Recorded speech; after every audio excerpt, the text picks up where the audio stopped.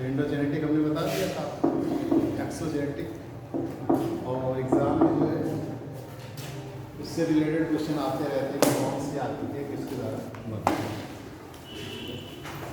चलिए काम करिए इस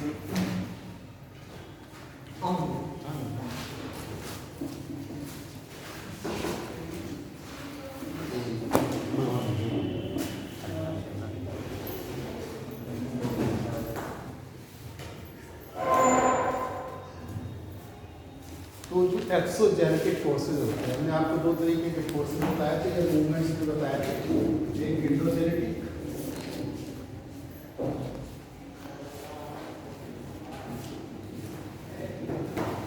फोर्स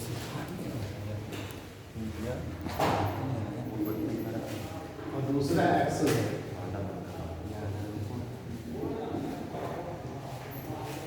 तो हमने आपको बताया था कि इस पृथ्वी पर दो तरीके के बल कार्य करते हैं, एक आंतरिक बल और एक बाह्य। आंतरिक बल जो पृथ्वी के आंतरिक भाग से उत्पन्न होते हैं उन्हें आंतरिक बल कहते हैं, जिसके बारे में हमने आपसे डिटेल में चर्चा किया था। कि आपको डायस्ट्रिक मूवमेंट बताया था, ऑरिजिनेटिव फोर्सेज बताया था और टेंशनल फोर्सेज बताया था। ठीक, फिर इसके बाद सडन फोर्सेज हमने आपको बताया था और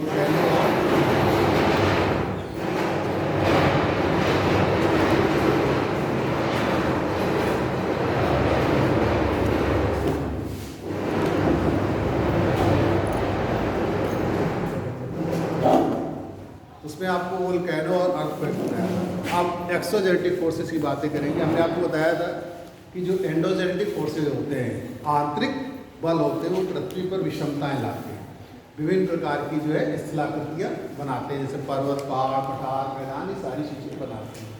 और जो एक्सोजेनेटिक फोर्सेज होते हैं, यानी कि पृथ्वी के वायु भाग में जो बल उत्पन्न होते हैं, उनको हम एक्सोजेनेटिक फोर्सेज कहते हैं। और ये पृथ्वी को क्या करते हैं, समतल करने की कोशिश करते हैं, इसलिए इनको समता मूलक बल भी कहते हैं। तो वास्तव में ये बल जो होते हैं वो तीन रूप में आपको कार्य करते हैं, जो वो है आपके वेदरी,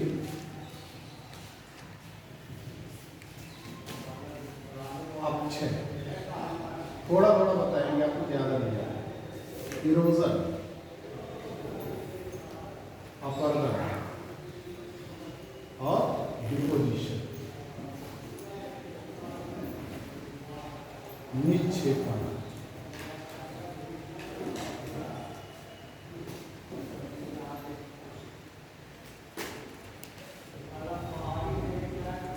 ये तीन तरीके की जो प्रक्रियाएं हैं, वास्तविक क्रियाएं हैं, ये एक तरीके से पृथ्वी को समतल करने का प्रयास करते हैं, अपक्षय, अपरदन और निक्षेपण।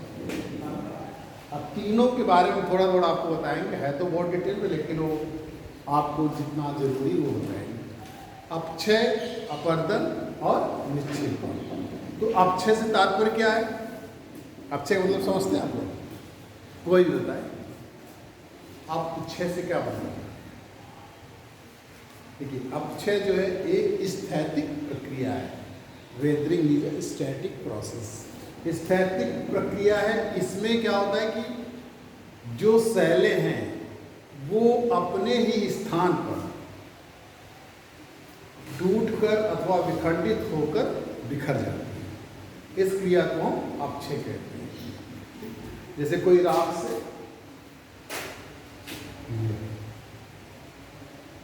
अब इसका ये हिस्सा टूट जाए, टूटकर ये जो बात सरफेस है यहीं पर बिखर जाए, ये हमारा अपक्षय कहता है। यानी कि किन्हीं कारणों से या किन्हीं प्राकृतिक कारणों से जब शैलें अपने ही स्थान पर टूटकर बिखर जाती हैं तो उन्हें हम उस क्रिया को अपक्षय क्रिया कहते हैं। यह एक स्थैतिक क्रिया है। ये जो टूटकर गिरते हैं यहाँ पर, जो शैलें टूटकर विखंडित होकर गिरती है यहाँ पर, वो क्या कहलाती है? वो जो है पृथ्वी के गुरुत्वाकर्षण के कारण नीचे की ओर चली जाती है।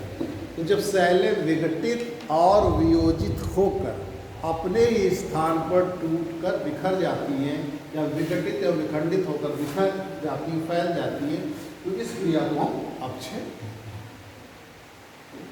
अब फिर सोचते हो कि आप कैसे होता है, तो वास्तव में ये भी तीन तरीके के होते हैं।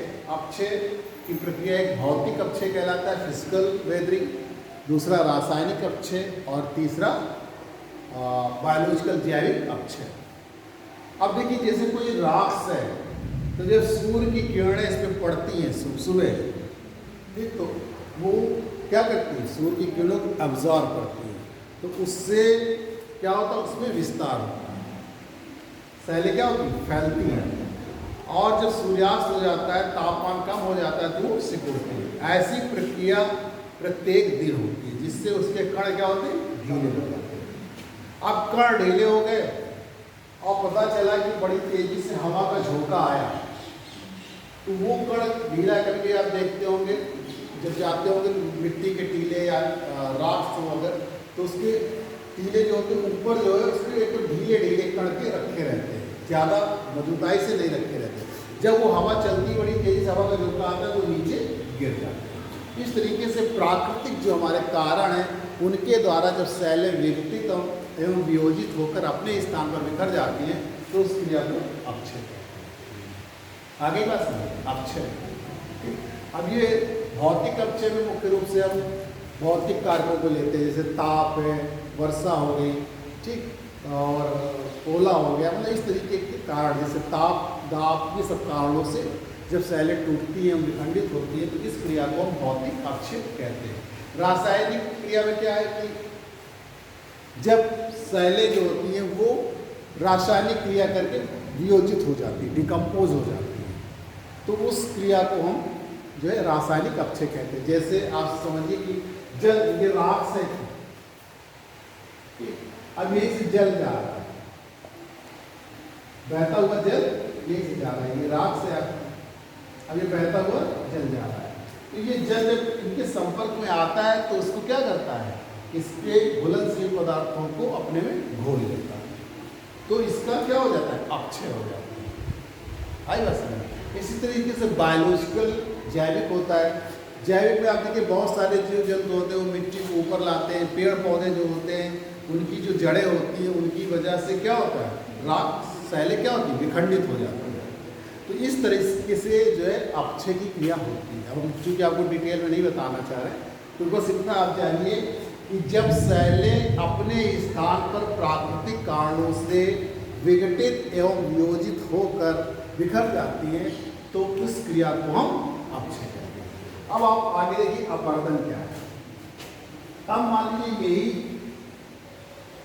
राख से टूटकर जो गिरा यहाँ विखंडित गिरे, अब यहीं से बहता हुआ जल आ रहा है, नदी बह रही है, आप इसको ये अपने साथ बहाकर दूर ले जाकर क्या कर दिया, दूर पहुंचा दिया, तो इस क्रिया को हम क्या कहते हैं, अपवर्तन।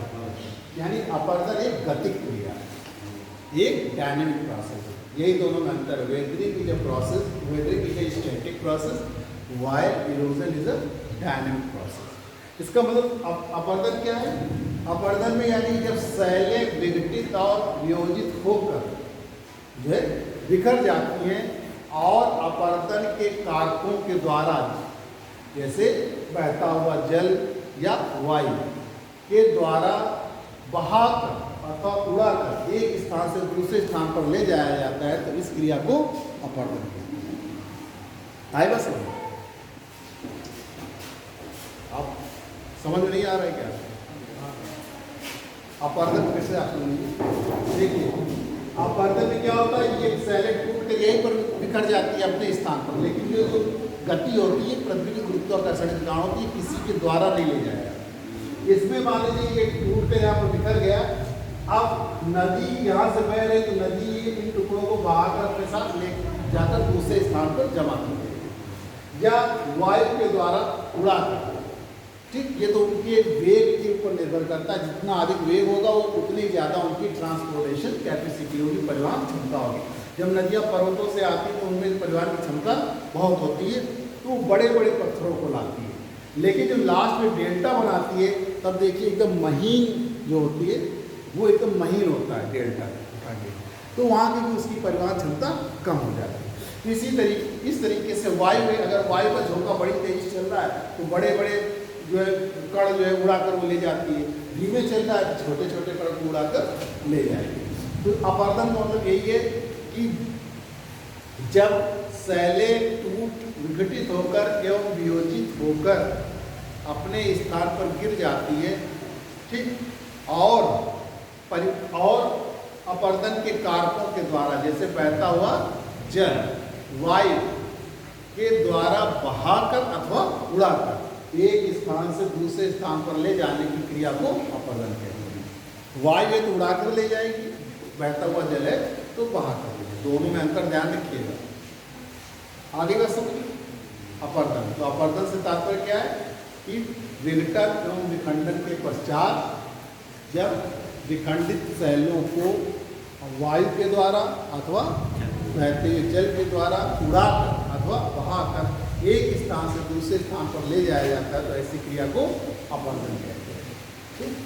अब ये जब उड़ाकर ले जाया जाता है तो उसकी परिवहन क्षमता जब कम हो जाती है या बहाकर ले जाया जाता है तो एक जगह क्या कर देती है, निक्षेपित कर देती है, जमा कर देती है, डिपॉजिट कर देती है। तो उस क्रिया को क्या कहते हैं, निक्षेपण।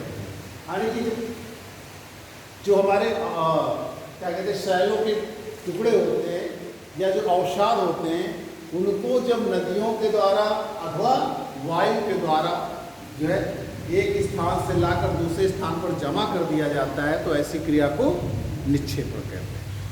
आई बस जैसे आप देखते हो कि नदियों में जब बाढ़ आती है तो वो अपने साथ बहुत सारे तत्व लाती है, मिट्टी वगैरह भी लाती है बहाकर, तो वो जहाँ तक उनका पानी जाता है वहाँ तक वो उसके तत्व साथ में चले जाते हैं। लेकिन जब बाढ़ कम होती है तो वो उतना वेग नहीं रहता, धीरे धीरे पानी कम होता है, तो जो वो अपने साथ तत्वों को लाती है वो उसी जगह छोड़ देती है। इसीलिए नदियों के किनारे की मिट्टी क्या होती है, उपजाऊ। किसी भी नदी के किनारे आप जाएंगे तो देखेंगे वहाँ की मिट्टी क्या है, एलुअल सॉइल होती है, उपजाऊ होती है, क्योंकि प्रत्येक वर्ष जब बाढ़ आती है तो वो अपने साथ बहुत सारे तत्वों को, उपजाऊ तत्वों को लाती है और उस मिट्टी में जमा कर देती है। बाढ़ आई तो बाढ़ तो बड़ी तेज़ी से आएगी, ऊपर तक पानी चला गया, लेकिन जब बाढ़ का पानी कम होगा तो धीरे धीरे कम होगा, उसका वेग उतना तेज नहीं रहेगा, तो वो जो अपने साथ अवसाद लाती है उन अवसादों को, सेडिमेंट्स को वहीं पर छोड़ देती है। ठीक ऐसा जहाँ पर प्रत्येक वर्ष होता है वो खादर कहलाती है, और जहाँ पर मान लीजिए कभी पहले आपके बाढ़ का पानी गया था लेकिन अब वर्तमान में नहीं जा पा रहा है तो उसको हम बांगर कहते हैं। बांगर और खादर उनको न्यू एल्यूविलम कहते हैं, नवीन जलोढ़ जो खादर है, और बांगर को पुराने जलोढ़ ओल्ड एल्यूविलम। तो ये बात समझ आ गई आपको कि अपक्षय क्या है, अपरदन क्या है, निक्षेपण क्या है। अगर आप समझ में ना आई तो अभी पूछ लें। निक्षेपण जब एक स्थान से दूसरे स्थान पर बहाकर जो चीज़ें लाई जाती हैं, उड़ा कर लाई जाती हैं और जमा कर दी जाती हैं तो उसे हम निक्षेपण कहते हैं। जैसे आप कभी यमुना नदी के किनारे जाइए तो जो बालू होती है तो हवाएं चलती तो उड़ाकर जो एक स्थान पर या उसके सामने कोई अवरोध आ जाए या वायु का वेग कम हो जाए तो जमा हो जाती है, तो आपको छोटे छोटे टीले दिखाई देते हैं, वायु सैंड ड्यून्स दिखाई देते हैं। कभी गए यहाँ? अब जब आप जाइएगा तब देखिएगा। ठीक इसी तरीके से नदियाँ हैं अपने साथ बहाकर लाती हैं, जैसे अपने साथ वो मिट्टी बहाकर लाई और जमा कर दी किनारे किनारे, जब उनका वेग था तो बहाकर लाई, जब वेग कम हो गया तो वो अपने साथ वापस नहीं ले जाता तो वहीं पर जमा कर देते हैं। तो इस क्रिया को निक्षेपण कहते हैं। हाँ, डेल्टा भी निक्षेपण करता हूँ। अभी अब बता रहे, अभी आप प्रक्रिया को समझ लीजिए, फिर हम आपको वही बताने जा रहे हैं कि नॉर्मल साइकिल ऑफ इरोजन, सामान्य अपरदन चक्र, जिसमें हम आपको ये बताएंगे कि जो नदियाँ होती हैं जब वो माउंटेन से लेकर जहाँ से उत्पत्ति होती है, उनकी जो सोर्सेज होते हैं और जो उनका माउथ होता है जहाँ पर जाकर गिरती हैं, वहाँ से जाते जाते कितने प्रकार की स्थलाकृतियाँ बनाती हैं, कैसे वो रूप बनाते हैं अपरदन और और निक्षेपण वो बताने जा रहे हैं आगे। लेकिन उससे पहले अपक्षय, अपरदन, निक्षेपण क्या होता है ये जानना जरूरी है। तो अगर ये तीनों टर्म आप जान गए हो तो फिर हम आगे बढ़ते हैं। जान गए सब लोग? देखिए अपक्षय में सैलें जो होती है एक ही स्थान पर टूट कर बिखर जाती है, एक जैसे टूट करके। और ये प्रक्रिया हमने आपको बताई, एक छोटा सा उदाहरण है कि जैसे दिन में जब तापमान अधिक होता है, सूर्य की किरणें अधिक होती हैं, तो सभी रॉक्स की जो चट्टानें होती हैं सभी की अपनी अपनी क्षमता होती है कि वो कितना सूर्य का प्रकाश एब्जॉर्ब करता है। वो उस पर डिपेंड करता है कि उसकी संरचना कैसे, उसका संगठन कैसे, किस तरीके की उसके जो है कंपोजिशन है। तो कोई रॉक्स ज़्यादा जो है एब्जॉर्ब करती है, जैसे आप देखते हैं कि काले कपड़े आप पहनते हैं गर्मियों में तो वो ज़्यादा सूर्य की किरणों को एब्जॉर्ब करते हैं। जब वाइट कपड़े पहनते हैं तो वो परावर्तित ज़्यादा कर देते हैं, वो सूर्य की किरणों को ज़्यादा एब्जॉर्ब कम एब्जॉर्ब करते हैं।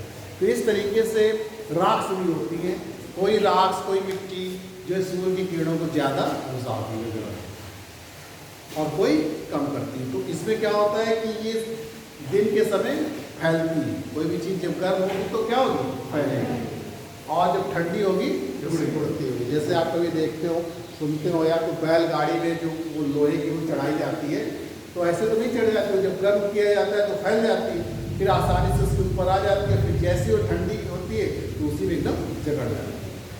तो उसी तरीके से हमारे सैलों का भी दिन में प्रसार होता है, रात में संकुचन होता है। ये क्रिया जब लगातार होगी तो उससे क्या होगी, उसके कण ढीले पड़ जाएंगे और धीरे धीरे उसके जो उसका संगठन है वो ढीला पड़ जाएगा।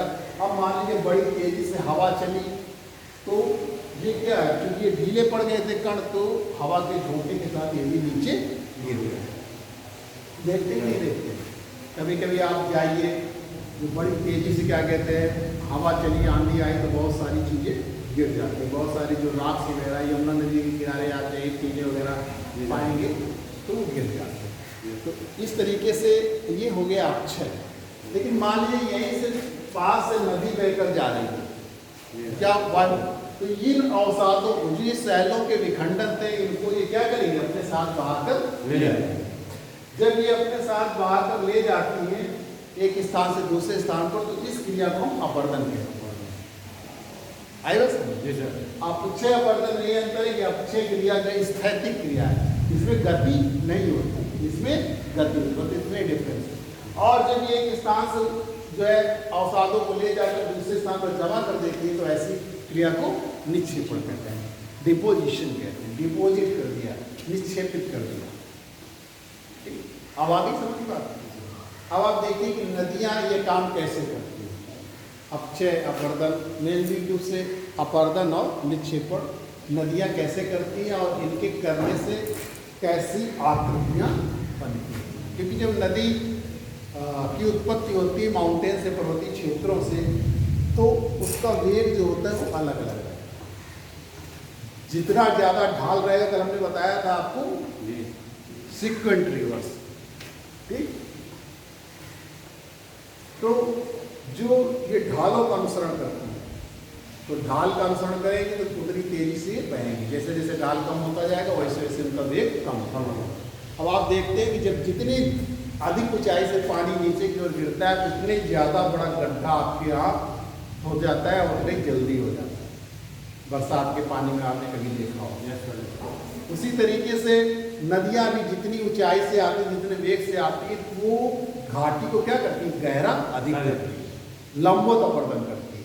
जैसे जैसे नदियों का वेग कम होता जाता है, ठीक, तो वैसे वैसे उनके अपरदन करने की क्षमता भी कम होती जाती है और वो धीरे धीरे लैटरल इरोजन करने लगती है, पार्ट्स बढ़ती। पहले तो लंबवत करती हैं, यानी कि अपनी घाटी को गहरा करती हैं और फिर इसके बाद अपनी घाटी को चौड़ा करती हैं। और फिर इसके बाद जब उनकी ट्रांसपोर्टेशन कैपेसिटी कम हो जाती है तो वो इसको क्या करती है, अपने साथ लाए गए जो अवसाद हैं उनको छोड़ती जाती है। क्योंकि जैसे जब पर्वतों से चलती है तो बहुत उनमें वेग होता है, तो बड़े बड़े पत्थर भाग के लाती है। जैसे आप टोंस नदी में जाइए तो आपको किनारे बड़े बड़े पत्थर पड़े हुए मिलेंगे। लेकिन फिर और आगे बढ़ती है तो उतने बड़े पत्थरों को तो नहीं ले जा पाती, उनको वहीं छोड़ देती है, लेकिन उससे छोटे वालों को आगे ले जाती है। फिर इसी तरीके से क्रम चलता रहता है। फिर जब आप जाते हैं एकदम बारीक जो डेल्टा देखते हैं तो देखते कितना एकदम बारीक रहता है। तो इस तरीके से ये जब पर्वतों से चलती है तो इनके जैसे जैसे नदियों का वेग अधिक होता है वैसे वैसे इनकी ट्रांसपोर्टिंग कैपेसिटी, परिवहन क्षमता भी अधिक होती है। और जहाँ जहाँ इनकी परिवहन क्षमता जब कम होने लगती है तो जिन अवसादों को या जिन जिन विखंडित शैलों को ले जाने में असमर्थ होती है उनका वहीं पर निक्षेपण कर दिया जाता है, जमा कर दिया जाता है। तो इस तरीके से इनके द्वारा दो प्रकार की आकृतियां बनती हैं, एक अपर्दन के द्वारा और एक निक्षेपण के द्वारा। तो इतनी बात समझ में आ गई। अब हम आपको नॉर्मल साइकिल ऑफ इरोजन बता रहे हैं, सामान्य अपर्दन चक्र, या इसी को हम कहेंगे कि जो हमारे बहते हुए जल के द्वारा कौन कौन सी आकृतियां बनती। देखिए हमारा जो बहता हुआ जल है यानी कि नदी है, उसकी भी तीन अवस्थाएं होती हैं, उसकी भी तीन अवस्थाएं, जिसकी कल्पना जो है जीव से की गई है। जैसे जीव होता है उसकी भी तीन अवस्थाएं आती है कि यंग, मैच्योर एंड ओल्ड। ठीक, तरुण अवस्था, ठीक, जो यंग स्टेज कहलाती है, मैच्योर प्रौढ़ अवस्था और ओल्ड स्टेज वृद्धावस्था। ऐसे नदियों का भी, जब ये नदियाँ जो है पर्वतों से इनकी उत्पत्ति होती है और सागर में जाकर गिरती है, तो ये भी इसी तरीके से तीन अवस्थाओं से होकर गुजरती है। पहले ये यंग स्टेज से होकर गुजरती है जहाँ पर इसके पास परिवहन क्षमता बहुत अधिक होती है, यानी कि इसकी काइनेटिक एनर्जी बहुत अधिक होती है, गतिज ऊर्जा बहुत अधिक होती है। तब ये केवल लंबवत अपर्दन करती है और ज़्यादा डिस्टर्बेंस नहीं करती, यानी कि काइनेटिक एनर्जी मैक्सिमम होती है और जो एंट्रोपी होती है वो कम होती है। एंट्रोपी मीन्स डिस्टर्बेंस जो होता है वो कम होता है। फिर इसके बाद ये जब मैदानी भागों में प्रवेश करती है तो ये जो है मैच्योर स्टेज में जाती है, जहाँ पर ये लैटरल इरोजन करती है, जहाँ पर लैटरल यानी कि घाटी को चौड़ा करना शुरू कर देती है। अब लंबवत अपर्दन करना कम हो गया, अब घाटी को चौड़ा करना अधिक हो गया। और फिर धीरे धीरे इसके बाद जब इसकी परिवहन क्षमता बहुत कम हो जाती है तब ये ओल्ड स्टेज में चली जाती है, वृद्धावस्था में चली जाती है और लास्ट में डेल्टा बनाती है। तो इस तरीके से हम आपको इसकी विशेषता बताते हुए आपको बता रहे हैं कि बहते हुए जल के द्वारा किस प्रकार की आकृतियाँ बनती हैं। दो प्रकार की आकृतियाँ रहेंगी, एक अपर्दन के द्वारा और एक निक्षेपण के द्वारा। ये आपके सिलेबस में है, कोर्स में है। तो आज हम जल के द्वारा बताएंगे, नेक्स्ट टाइम वायु के द्वारा है और भूमिगत जल के द्वारा है, अंडरग्राउंड वाटर और ग्लेशियर के द्वारा है। जो हमारी हिमानी होती है वो भी खिसकती रहती हैं और जब धीरे धीरे उनमें मूवमेंट होता है तो वो भी विभिन्न प्रकार की स्थलाकृतियों को जन्म देती है। तो अब आप देखिए, नॉर्मल साइकिल ऑफ इरोजन इसे कहते हैं या बहते